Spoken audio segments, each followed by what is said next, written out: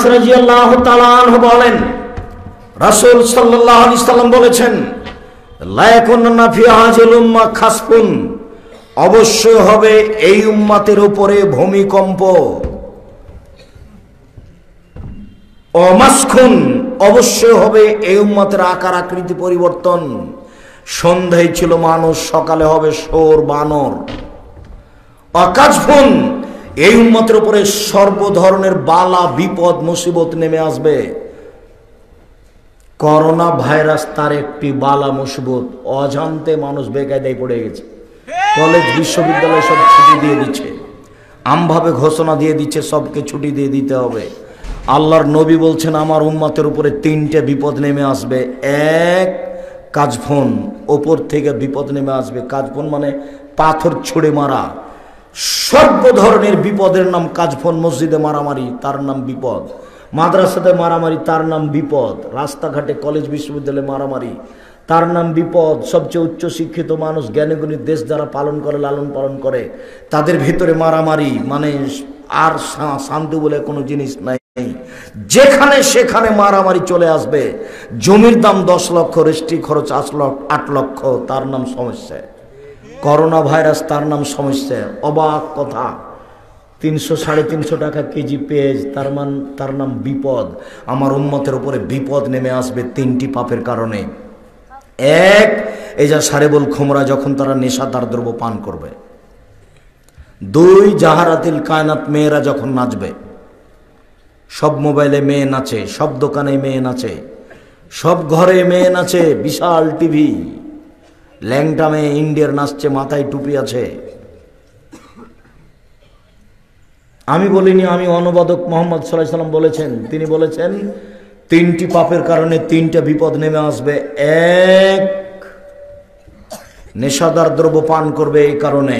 দুই, মেয়েরা নাচবে এই কারণে। তিন, বাদ্যযন্ত্র প্রকাশ পাবে এই কারণে। সব দোকানে বাজনা বাজে, সব বাড়িতে বাজনা বাজে, প্রায় সব মোবাইলে বাজনা বাজে। এটা ছিল হিন্দুদের কাজ। আল্লাহ নবী বলছেন, ইন্না আতাখাউফু মিন উম্মতি, আমার উম্মতের উপরে আমার আশঙ্কা, আমি খুব ভয় করি। আমি মুহাম্মদ, আমার উম্মতের উপরে আমি তিনটি ভয় করি। এক, আইম্মাতা মুজিল্লিন, ভ্রান্ত হুজুর। এক হুজুরে বই টেনে ছিঁড়ে ফেলে দিচ্ছে, আর এক হুজুর বলছে হাত তুলে দোয়া চলবে না। হুজুর হবে ভ্রান্ত, এটাই আমার ভয়। শাহনগর নয়, নগর মাদ্রাসার মাঠে এক বক্তা বলছে, আর আজকের কথা নয়, অনেকদিন আগের কথা। নগর মাদ্রাসা মাঠে এক বক্তা বলছে যে আব্দুল কাদের জেলানির মা ফকিরকে ভিক্ষা দিতে গেল, তখন ফকিরের মন পরিবর্তন হলো আব্দুল কাদেরের মাকে দেখে। তার সাথে সে অন্যায় করতে চায়, ফকির অন্যায় করতে চায়। তখন আব্দুল কাদের জেলানি পেট থেকে বের হয়ে ফকিরকে হত্যা করে দিল। তো তাহলে আব্দুল কাদেরের হত্যার হুকুম জন্মের আগে হয়ে গেল কেন? ওই লোক তো আর তার মার সাথে জেনা করেনি। আর জেনা যদি করে, আর ও যদি অবিবাহিত হয় ফকির, তাহলে তাকে 100 লাঠি পিটাতে হবে, হত্যা করা যাবে না।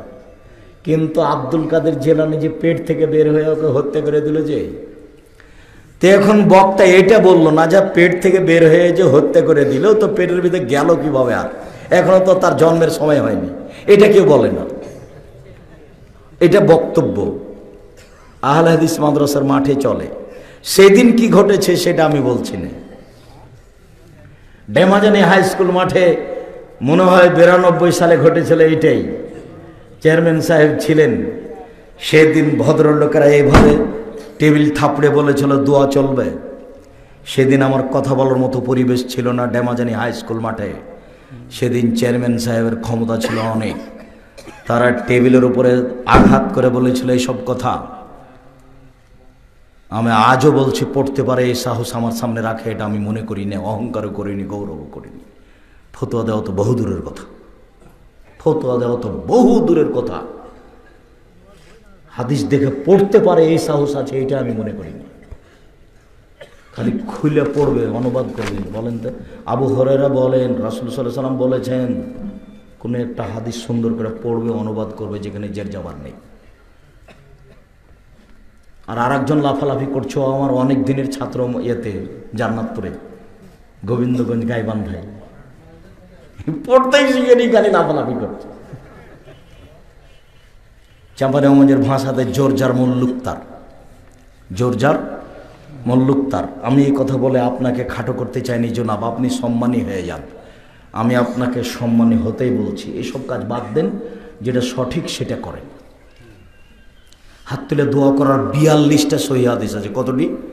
42টা। 36টা খালি বোখারি মুসলিমে আছে। 16টা স্থান উল্লেখ করা আছে হাত তুলে দোয়া করা বই, আব্দুর রাজ্জাক বিন ইউসুফ। দোয়ার বইটাই বের হয়ে গেল প্রায় 15-20 বছর। আমি তো হাত তুলে দোয়া করতে বলছি, হাত তুলে দোয়া করেন, রাসূলের পদ্ধতিতে করেন। এইরকম ভাবে কেন? সম্মানিত দিনী ভাই বোন, বলছিলাম আমার উম্মতের উপরে 3টে বিপদ নেমে আসবে 3টি পাপের কারণে। 1, ভূমিকম্প হবে। 2, আকার আকৃতি পরিবর্তন হবে। সন্ধ্যায় ছিল মানুষ, সকালে হবে শোর বানর। 3, সর্ব ধরনের বিপদ নেমে আসবে। পাপ 3টি। 1, যখন মানুষ নেশাদার দ্রব্য পান করবে। 2, মেয়েরা যখন নাচবে। 3, যখন বাদ্যযন্ত্র গান বাজনা প্রকাশ পাবে, তখন এগুলি ঘটবে। আবু মুসা আশআরী রাদিয়াল্লাহু তাআলা আনহু বলেন, রাসূল সাল্লাল্লাহু আলাইহি সাল্লাম বলেছেন, লা ইয়াসরাবুনা নাসু মিন উম্মতি ওয়া ইয়াশমুনা বিগাইরি ইসমিহা, অচিরে আমার উম্মত মদ খাবে, নাম দিব অন্য। এই বাক্যের পরের বাক্য বলা হচ্ছে, ওয়া ইউসাফু আলা রুউসিহিম বিল মাজবুল মুগান্নিয়াত, নেতাদের সম্মান করা হবে গায়িকা দিয়ে ও বাদ্যযন্ত্র দিয়ে। এইটা হলো কথা আজকের আলোচনা। হাদিস বুখারী মুসলিম। নেতাদের সম্মান করা হবে কি দিয়ে? গায়িকা দিয়ে আর বাদ্যযন্ত্র দিয়ে। রাসূল সাল্লাল্লাহু আলাইহি ওয়াসাল্লাম বলেন, আমার জীবনে বড় ভয় 3টি। 1, ভ্রান্ত হুজুর। 2, সাতালতাহিকু কাবাইলু মিন উম্মতি বিল মুশরিকিন, আমার উম্মত হিন্দুদের সাথে মিশে যাবে। গান বাজনা কাদের বাড়িতে হতো? হিন্দুদের বাড়িতে। বিবাহ যখন লাগতো তখন তাদের কাছে দেখা যেত কত কি, কত ব্যাং বাজনা, কত ডুবি, কত তবলা, কত হারমোনিয়াম সব। আর মুসলমানের ছেলেরা খালি দৌড়িয়ে যাচ্ছে তাদের ওই গান বাজনা শুনতে। দেখতে মনে পড়ে না? সেগুলো এখন চলে এসেছে মুসলমানের বাড়িতে। এই কথা আল্লাহর নবীও বলছেন, আমার বড় ভয় আমার উম্মত হিন্দুদের সাথে মিশে যাবে। 3, আমার উম্মত মূর্তি পূজা করবে, এইটা আমার ভয়। ছবি মূর্তি আমাদের সম্মানের পাত্র হয়ে যাবে। অনেকের বাড়িতে কাঁকড়া আছে, আপনার বাড়িতেও আছে। এই মেয়ে, তোমার আম্মা কাঁকড়া রাখেনি? উপস্থিত বৈঠকের মুসলিম বোন, এদিকে শুনেন। গল্প করছেন কেন? শরম করেন না একটু? আপনাকে যে আমি গল্প করতে নিষেধ করলাম, মুখ বন্ধ করেন। আপনার বাড়িতেও শোকে যে কাঁকড়া আছে না? আছে কেন? কেন আছে? বাচ্চার জন্য আপনি পুতুল কিনেছেন কেন? বাচ্চার জন্য আপনি যদি কিনেন তাহলে কাপড়ের বানানো পুতুল কিনেন, কাপড় দিয়ে বানানো। প্লাস্টিকের বানানো ওটা মূর্তি, পুতুল কিনলেন কেন আপনি? আজকে বাড়িতে শোকেজে যত কাঁকড়া পুতুল আছে সবকে আগুন দিয়ে জ্বালিয়ে ভেঙে ঘুমাবেন, তাহলে মুসলমান হয়ে ঘুমাতে পারবেন। নইলে বক্তব্যের সাথে মুনাফিকি করা হবে। আপনি মুনাফিক, আপনি মুনাফিক। এই মেয়ে, তোমার মা মুনাফিক। তোমার মা এমনি বক্তব্য শুনতে এসেছে, মানে না কোনো কথা। নেতাদেরকে সম্মান করা হবে গায়িকা দিয়ে, বাদ্যযন্ত্র দিয়ে। এইটুকু বলার পরে তারপরে আল্লাহ রাসূল যেটা বলছেন সেটা বিপজ্জনক। একসুফু বিহিমুল আরজা, এদের উপরে ভূমিকম্প হবে। ওয়াজাল মিনহুল কিরদাতা ওয়াল খানাজির, আল্লাহ এদের করে দিবেন শোর, এদের করে দিবেন বানর। আল্লাহ এদের করে দিবেন শুকুর, এদের করে দিবেন বানর। এরা হয়ে যাবে শোর, এরা হয়ে যাবে বানর। এরা হয়ে যাবে শোর, এরা হয়ে যাবে বানর। হাদিস বুখারী মুসলিম। গান বাজনা আর নেতাদেরকে নায়ক গায়িকা দিয়ে সম্মান করা, স্কুলের ছাত্রীদের নেতাকে সম্মান করানো। তারপরে মেয়ের বাপও খুব খুশি, আমার মেয়ে অমুক এমপি মন্ত্রী অমুককে দিয়েছে, মালা দিয়েছে গান গেয়ে। আমার মেয়ে এটা, বাপ জাহান্নামে চলে গেছে। তো ঢোকেনি কেন? মরেনি এই জন্য। কিভাবে বললেন আব্দুর রাজ্জাক সাহেব এই কথা? আল্লাহ রাসূল বলেছেন 3 শ্রেণীর মানুষ জান্নাতে যাবে না। এক, মধুমেলুল খামর, নিয়মিত বিড়ি, তামাক, জর্দা, সিগারেট, গুল, নেশাদার দ্রব্য খায় পান করে যে সে যাবে না। 2, আর রাজলাতু মিনান নিসায়ে, পুরুষের বেশধারী নারী, যারা পুরুষের জুতা স্যান্ডেল পরে, যারা পুরুষের শার্ট প্যান্ট পরে, যারা পুরুষের পোশাক পরে, তারা জান্নাতে যাবে না। 3, দায়ুস, যার বাড়িতে বেহায়েই আছে। এই ছেলে, এই মেয়েটা যে গান গেয়ে ওর গায়ে গলায় মালা দিল, তে বেহায়া মেয়ে নয়? তাহলে এর বাপ জান্নাতে যাবে কি করে? তো আল্লাহ রাসূল বলছেন না, এটা না করে দিয়েছেন আল্লাহ রাসূল। আমরা তো অনুবাদক, এই কথা তো বহুদিন থেকে বলে আসছি, কথা তো আপনাকে মানতে হবে, না মানলে তো কিছু করার নেই। ইবনে আব্বাস রাদিয়াল্লাহু তাআলা আনহু বলেন, রাসূল সাল্লাল্লাহু আলাইহি সাল্লাম বলেছেন, লা ইউবাইয়াতান্না নাসুন আলা তামিন ওয়া শারাবিন ওয়া লাহাবিন, আমার উম্মত রাত অতিবাহিত করবে খাদ্য নিয়ে, বাদ্যযন্ত্র নিয়ে, মদ নিয়ে, গায়িকা নিয়ে। আমার উম্মত রাত কাটাবে খাদ্য নিয়ে, মদ নিয়ে, বাদ্যযন্ত্র, গায়িকা নিয়ে। ফায়াসবাহু, ওরা যখন সকল করবে, এখনো কিরদাতা খানাজির, তারা হয়ে যাবে সোর, তারা হয়ে যাবে বানর। দেখেন, আগের বাক্য এরকম, পরের বাক্য এরকম। আমি অনুবাদক, এই কথা তিনি 1450 বছর পূর্বে এইভাবে বলেছেন। হাদিস বুখারী মুসলিম। 1450 বছর পূর্বে তিনি এইভাবে বলেছেন, তারা হয়ে যাবে শূকর, তারা হয়ে যাবে বানর। এইখানে একটা জরুরি কথা বলে রাখি, আব্দুর রাজ্জাক সাহেব, ওরা গরু ছাগল হবে না কেন, ওরা সাপ ব্যাং হবে না কেন? আল্লাহ রাসূল কেন বললেন ওরা হয়ে যাবে সোর, ওরা হয়ে যাবে বানর? মনে রাখবেন, পৃথিবীতে একটাই প্রাণী আছে বিবেচনাহীন চলে, বিবেচনাহীন খায়। সেটা কি বলেন তো? সেটা শূকর। গরুও বিবেচনা ছাড়া খায় না। এখানে গরুর গোবর আছে, ওখানে ঘাস উঁচু হয়েছে, ও ঘাস খাবে না গরু। এখানে গরু জবে করেছেন, একটা গন্ধ আছে, গরুকে টেনে ওখানে নিয়ে যেতে পারবেন না। তার মানে গরুরও বিবেচনা আছে। চলাতে খাওয়াতে বিবেচনা ছাড়া একটা প্রাণী আছে, বলেন সেটা কি? শূকর, সোর। মানুষ যেদিন খাবে চলবে বিবেচনা ছাড়া, সেদিন মানুষ হয়ে যাবে শূকর, হয়ে যাবে সোর। পৃথিবীতে একটাই প্রাণী আছে, ও অনুকরণ করতে পারে, মানুষের অনুকরণ করতে পারে। অবাক, আর কোনো প্রাণী পারে না। প্রাণী অনুকরণ করতে পারে, সেটা হলো বানর। যেদিন মানুষ মুসলমান অনুকরণ করবে ইহুদি খ্রিস্টানের, মুসলমানের অফিস আদালত চলে ইহুদি খ্রিস্টানের নীতিতে, কোর্ট চলে ইহুদি খ্রিস্টানের নীতিতে, স্কুল কলেজ চলে ইহুদি খ্রিস্টানের নীতিতে, ছেলে মেয়ে গড়ে উঠছে ইহুদি খ্রিস্টানের নীতিতে। এই ছেলে, তোমার মাথাতে চুল এখানে আছে আর নিচ চতুর্দিক খাটা আছে, এইরকম ছাতা করে চুল রেখেছে, এটা কার দেখে? তোমার বাপ এভাবে করেছিল? তোমার মা এভাবে করে? তোমার 14 গোষ্ঠী করে? তোমার বংশ করে? তুমি এরকম করেছো কেন? এক খেলোয়াড় করে সেজন্য করেছো। ওরা তো ইহুদি, ওরা খ্রিস্টান। তোমার মাথায় চুল কেন? এই চুল কাটা হারাম। রাসূল সাল্লাল্লাহু আলাইহি ওয়াসাল্লাম বলছেন, ওই চুল, ওইভাবে চুল কাটা হারাম যার চুল অর্ধেক থাকে, অর্ধেক কেটে ফেলে। ছাতা চুল কাটা হারাম। এই বেটাই, আগামীকাল সন্ধ্যা হয় না যেন মাথার চুল সব কেটে নিবা ছোট করে। এই যে আমার দিকে দেখো, সব সমান। ছাত্র জীবনে বলতাম, কে যদি চুল কাটা শিখে, তাহলে আমার মাথার চুল কাটা শিখতে পারে। আঁকা বাঁকা হোক, তাতে আসে যায় না। আমি আব্দুর রাজ্জাক বিন ইউসুফ এভাবেই থাকলেই কি, আর আরো কিছু পড়লেই কি।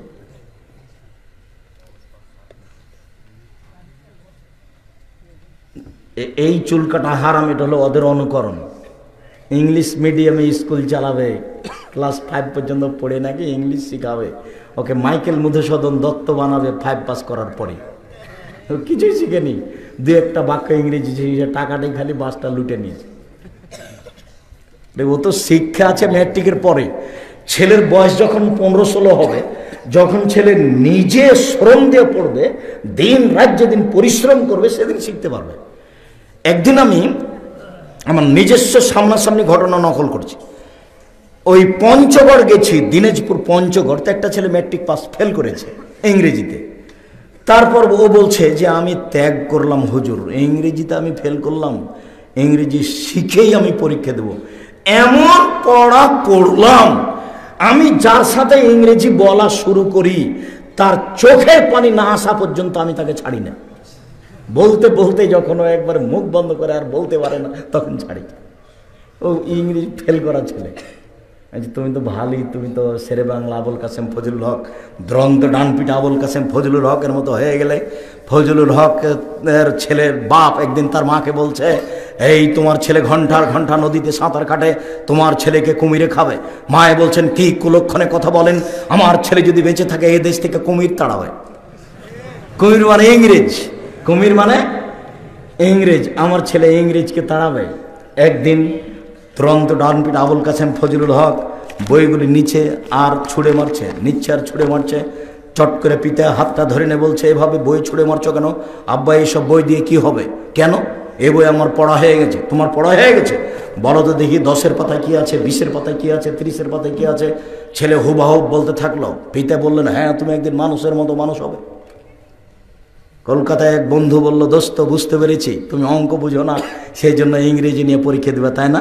আমি অঙ্ক বুঝি না মানে আমি ইংরেজি বাদ দিলাম, আমি অঙ্ক নিয়ে পরীক্ষা দেবো। সারা ঢাকা, কলকাতা, আসাম, উত্তরবঙ্গে সবচেয়ে বেশি নাম্বারে পাস করেছিল আবুল কাসেম ফজলুল হক দুরন্ত ডানপিটে। তার ইতিহাস তোমাদের পড়া লাগে না, তোমাদের ইতিহাস পড়া লাগে যে লিখেছে, যে লেখকই নয়। লেখক কেমন লিখেছে? ও লেখক একটা বানালছে কুকুর, তার সামনে দিয়েছে এখন বই, আর একটা বানালছে বিড়াল, তার সামনে একটা বই দিয়েছে, আর মধ্যে দিয়েছে আগরবাতি না মোমবাতি। এটা লেখক। এ যদি লেখক হয় তো পশুকে, এ যদি লেখক হয় তো পশুকে। বইয়ের নাম শিক্ষা বনাম জাহেলিয়াত, আব্দুল্লাহ আম্মার লিখা শিক্ষা নাম বনাম জাহেলিয়াত। 1 থেকে 10 পর্যন্ত লেখককে নাকচ করা হয়েছে, আর কেউ লেখক নয়। তুমি পড়ে দেখো, বইয়ের নাম শিক্ষা বনাম জাহেলিয়াত। 1 থেকে 10 পর্যন্ত সমস্ত লেখককে নাকচ করা হয়েছে। উপরগুলো আছে, তবে আপাতত এই পর্যন্ত করা আছে। লেখকই নয়, কলম ধরাই তার অপরাধ। সম্মানিত দিনী ভাই বোন, রাসূল সাল্লাল্লাহু আলাইহি সাল্লাম যেভাবে বলেন, আমার উম্মত যেদিন বিজাতিদের অনুকরণ করবে সেদিন তারা হয়ে যাবে বানর, সেদিন তারা হয়ে যাবে শুকুর শোর। এই করোনা ভাইরাসকে নিয়ে এইভাবে মুসলমানকে খেপে যেতে হবে কেন? আমি এটা অবাক, বুঝতে পারি না কেনই বা হজ উমরার সফর বাতিল হবে, কেন বা স্কুল বিশ্ববিদ্যালয় বন্ধ হবে। রাসূল সাল্লাল্লাহু আলাইহি সাল্লাম বলেছেন, লা আদাওয়া ওয়ালা তেরা ওয়ালা হাম ওয়ালা গুলা, ইসলামে সংক্রামক ব্যাধি নামে কোনো ব্যাধি নেই। হাদিস বুখারী মুসলিম নাকচ করা হয়েছে।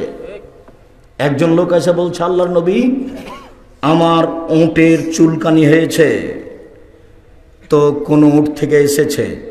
তখন আল্লাহ রাসূল বললেন যে প্রথম যে উটটাকে চুলকানি হয়েছে সেটা কোথা থেকে আসলো? সেটা কার থেকে আসলো? লা আদাওয়া, ইসলাম ধর্মে কোনো সংক্রামক ব্যাধি বলে কোনো জিনিসই নেই।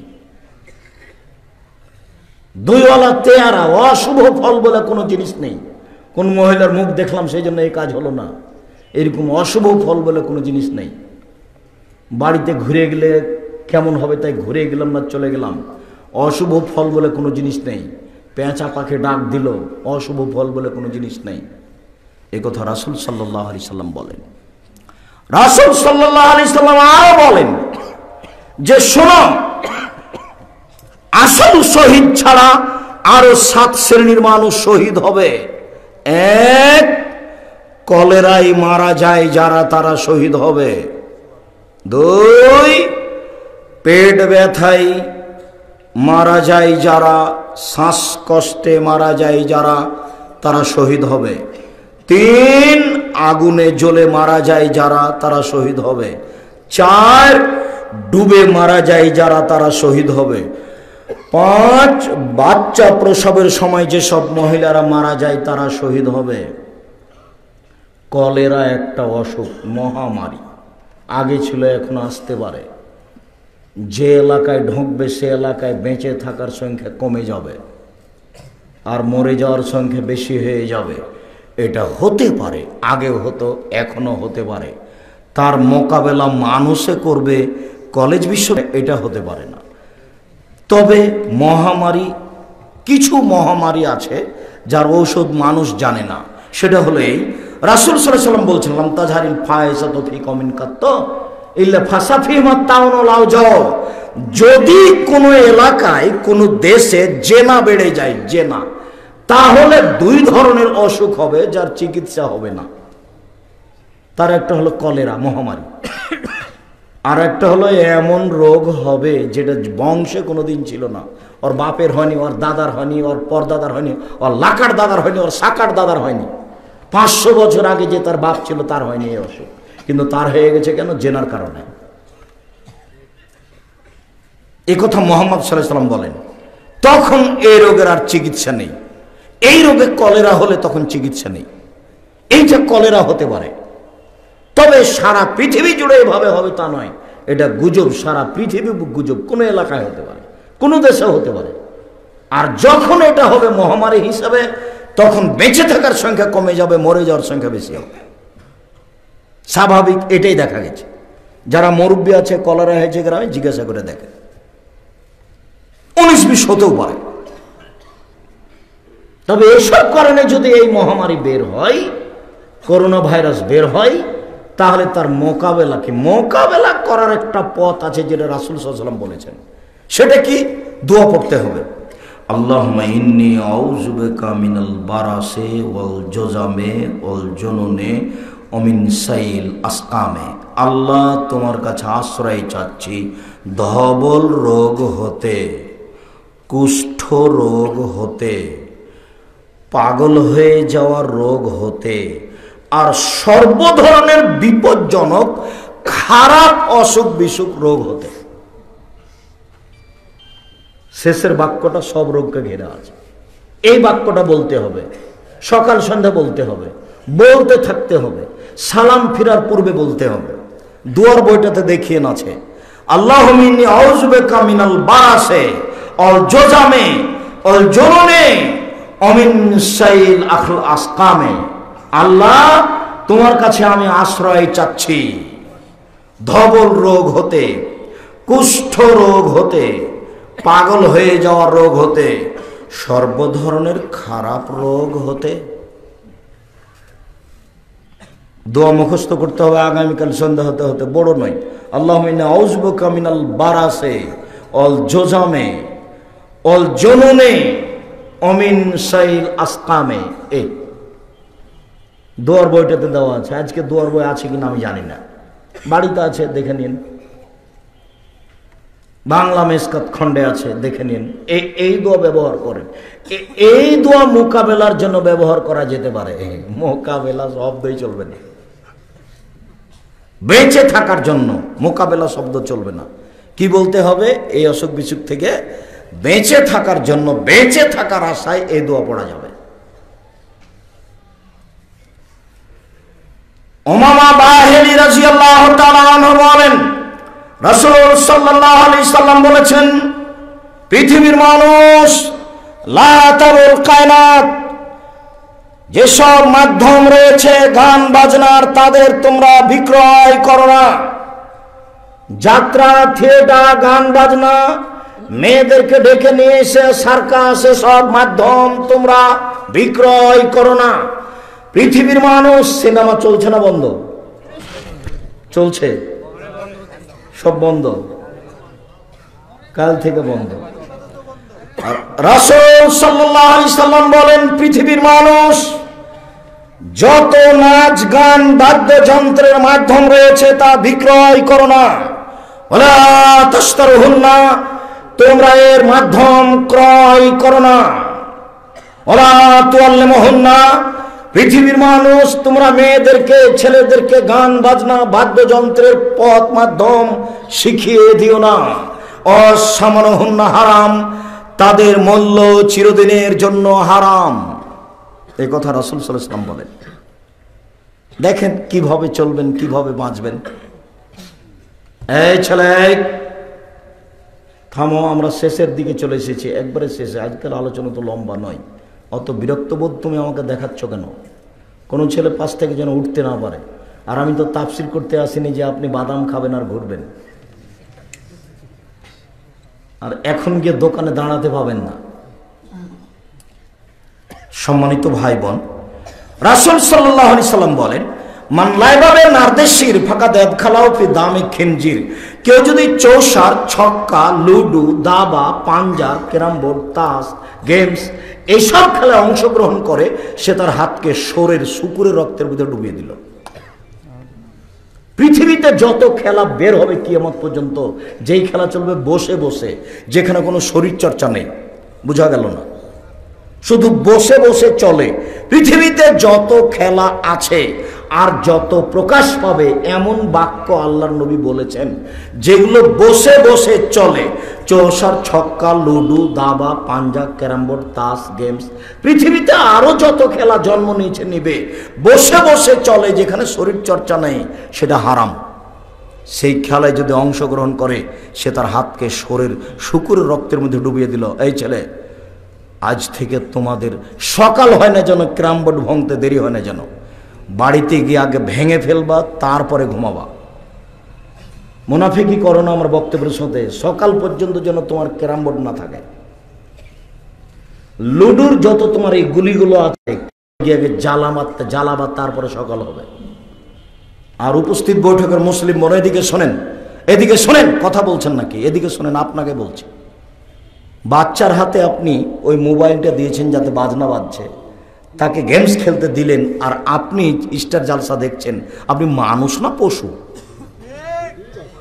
কি আপনার স্বামী নাই নাকি না আপনার বাপ নাই? এ কোন ধরনের চরিত্র আপনার? বাচ্চার হাতে আপনি মোবাইলটা দিলেন, বাচ্চাকে কি খেলতে লাগিয়েছে? বাজনা দেখাচ্ছে বা গেমস খেলতে লাগিয়েছে, আর ও নিজে দেখছে স্টার জালসা। জি, মানুষ না পশু? এ একজন শিক্ষিতা মহিলা হয় কি করে? এ কোন চাল চলন, এ কোন আচরণ? উপস্থিত বৈঠকের মুসলিম বোন, দেখেন, আপনাকে আমি খাটো করতে চাইনি। আপনি যখন শিক্ষিতা মহিলা, আপনি একটা বুদ্ধিমতীমান মহিলা, আপনি একটা বুদ্ধিমতী মহিলা, আপনি এ কাজ করবেন কেন? কোন ধরনের কথা? ছি ছি ছি ছি ছি ছি, আপনাকে আমি খাটো চোখে দেখবো কেন? আপনি একজন সম্মানী মহিলা, সম্ভ্রান্ত পরিবারের মহিলা, আপনাকে আমি কোনো সময় খাটো চোখে দেখতে চাই না। আপনাকে আয়েশার মতো সম্মান করতে চাই, খাদিজার মতো সম্মান করতে চাই। আপনার স্বভাব কেন এরকম? কেন এরকম হবে? আপনি বাচ্চার হাতে কেন মোবাইল দিবেন? আপনি এভাবে মা হয়ে মোবাইল দেন কেন বাচ্চার হাতে? যারা মোবাইল তৈরি করেছে তারাই মোবাইল দেয় না বাচ্চার হাতে। যারা ফেসবুক তৈরি করেছে তারা বাচ্চাকে ফেসবুক দেয় না। আব্দুল্লাহর বক্তব্য পড়ে শুনে দেখেন, মাঝে মধ্যে আব্দুল্লাহর বক্তব্যে আসবে এইসব বিষয় নিয়ে। আর ওই পদ্মা সেতু নিয়ে, পদ্মা সেতু নিয়ে ইঞ্জিনিয়ার যারা, তারা বাহিরের, যারা লেবার তারা বাংলাদেশের। আমার দেশে ইঞ্জিনিয়ার কাজ হয় আর ইঞ্জিনিয়ারিং করে ওরা, আর আমি লেবারের কাজ করি। তার মানে ও ছেলেকে পড়তে দিয়েছে এতে ইঞ্জিনিয়ারিং পড়াবে, তাই মাদ্রাসায় পড়াবে না, ওই ইঞ্জিনিয়ার ডাক্তার বানাবে। তখনও লেবার হয়ে গেছে পদ্মা সেতুতে কাজ করতে, ডাক্তার হতে পারেনি, তখন গেছে গার্মেন্টসে চাকরি করতে। আর ডাক্তার হয়েই বা কী হবে? ও প্রেসক্রিপশন লিখেছে, ওষুধই দেয়নি, 3000 টাকা লেগেছে খরচটা, গরিব মানুষ নিজেও জানে না ঘটনা কি। জীবনটাই 16 আনায় মিছে। এটা গল্প পড়নি, 16 আনায় মিছে। এই ডাক্তার, আমি ডাক্তার সাহেবকে নিন্দা করিনি, তার চালচরণ এরকম কেন, তার আচরণ এরকম কেন, মানুষকে অত ধমক দেয় কেন? ও ডাক্তার নিজেই জানে না কিভাবে ডাক্তারি করতে হবে। ডাক্তার সাহেব, রুগী আসলে, বাচ্চাটা আসলে বলতে হবে লাভ আস্তহর ইনশাল্লাহ, কোনো সমস্যা নেই, ঠিক হয়ে যাবে। বলো তোমার কি সমস্যা? প্রায় সবটাই ডাক্তারের সহযোগী আছে বেটি ছেলে। সহযোগী বেটি ছেলে কেন? সহযোগী বেটি ছেলে কেন? সহযোগী পুরুষ মানুষ হবে। এদেশে কি ছেলে মেরে রেখেছে? ছেলে কি নাই এদেশে? সবই কি মেয়ে জন্ম নিয়েছে না ছেলেও আছে? পথ পদ্ধতি ভুল। সম্মানিত দিনী ভাই বোন, রাসূল সাল্লাল্লাহু আলাইহি ওয়াসাল্লামের এই কথাকে মূল্যায়ন করার চেষ্টা করুন। আজকের আলোচনার শেষ হাদিস খুব খেয়াল করবেন, 19 বিষয় না যেন। আমার উম্মতের 2 শ্রেণীর মানুষ জাহান্নামে যাবে, আমি তাদের দেখিনি। আমার উম্মতের 2 শ্রেণীর মানুষ জাহান্নামে যাবে, আমি তাদের দেখিনি। আল্লাহ নবী বলছেন ওদের আমি দেখিনি, তবে ওরা জাহান্নামে যাবে। এক, কমন মাহুম সেফিয়াদিহি সেতুন কাজনাবিল বাকারে, এক শ্রেণীর মানুষ তাদের হাতে থাকবে লাঠি গাভীর লেজের মতো, মানে একদিক মোটা একদিক চিকন। এক শ্রেণীর মানুষ, তাদের হাতে থাকবে লাঠি গাভীর লেজের মতো, একদিক মোটা একদিক চিকন, এজরে বুনা বেহার নাস, তা দিয়ে তারা মানুষকে মারবে, এরা জাহান্নামে যাবে, আমি তাদের দেখিনি। কিছুদিন আগে এই বক্তব্য দিচ্ছিলাম, তখন বক্তব্য দিতে গিয়ে বলছিলাম যে এই লাঠি থাকে সাধারণত প্রশাসনের লোকের হাতে, আর ওই সময়তে প্রশাসনের লোক ওসি সাহেব এসে স্টেজে বসছিলেন। তো 1 মিনিট পরে চলে গেছেন আব্দুর রাজ্জাক সাহেব, যখন আমাদেরকে বলছেন তো বক্তব্য শুনবো না। আমি তাদের বলিনি, আমি বলছি যে প্রশাসনের লোকের হাতে থাকে লাঠি, আর থাকে কাদের হাতে? যারা কলেজ বিশ্ববিদ্যালয়ে পড়ে তাদের হাতে। ওরা তো আর পড়তে জানি, ওরা তো আর মানুষ নয়, শয়তান। সবাই না হলো যারা এগুলো করছে, যাদের হাতে লাঠি আছে, ওই মারামারি করার জন্য লাঠি রেখেছে। দেখবেন লাঠি এরকম একদিক মোটা একদিক চিকন, যাদের হাতে আছে লাঠি। আমি তো বাহ্যিক দেখলাম, সেই জন্য বললাম। আল্লাহ রাসূল তার কারোর সাথে খাস করেননি। তিনি বলেছেন আমার উম্মতের 2 শ্রেণীর মানুষ জাহান্নামে যাবে, আমি তাদের দেখিনি। এক, যাদের হাতে থাকবে লাঠি গাভীর লেজের মতো, মানুষকে মারবে, এরা জাহান্নামে যাবে। 2, নিশাউন মহিলা, কাশে এতন কাপড় পরে থাকে আর এতন উলঙ্গ। মমিলাতুন, পুরুষকে নিজের দিকে আকৃষ্ট করে। মায়লাতুন, তারা নিজেরা পুরুষের দিকে আকৃষ্ট হয়।